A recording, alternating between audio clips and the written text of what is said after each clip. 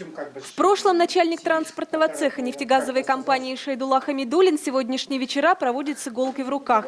Совсем недавно он освоил древнее татарское ремесло – изготовление кожаных сапог. В прошлые века в Сибири это ремесло процветало среди татар. Табаляк решил возродить утраченное наследие. Это у нас все, вот, допустим, в музеях или на сцены выходят артистки. Нет у нас своего. Все привозное, вплоть до Китая, который привезенный, из Туркмении. Начинал с домашних тапочек для жены, дочерей и внучки. Потом решил пойти дальше, шить сапоги. В отличие от традиционной технологии татарской кожаной мозаики, тобольский мастер взял за основу тамбурную вышивку, популярную у тюркских народов.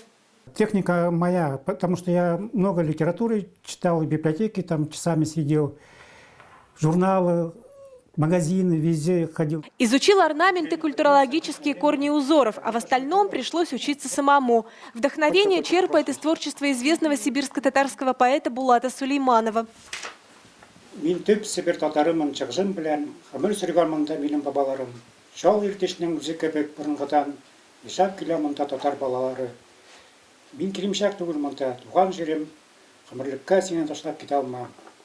Он пишет, что он коренной сибирский татарин.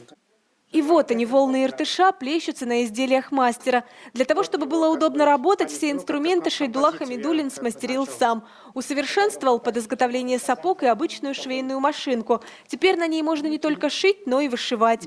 Во-первых, здесь вот само рычаг по-другому сделал. Убрал там механизм, который, как архитектура, говорят, скульптуре, лишний отточи, убери и пусть останется. Вот это у меня как бы тяга усилилась. Я 4 слоя кожи как бы здесь вышиваю.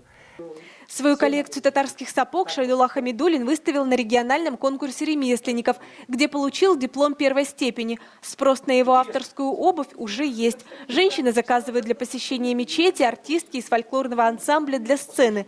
Только вот одна проблема – дефицит качественного сырья, ведь татарские сапоги делаются из мягкой кожи. На обуви мастер не остановился. Уже сейчас шьет мужские тюбетейки, женские налобные повязки сарауц. София Хайруллина, Рамиль Нигматуллин, ТНВ, Тобольск.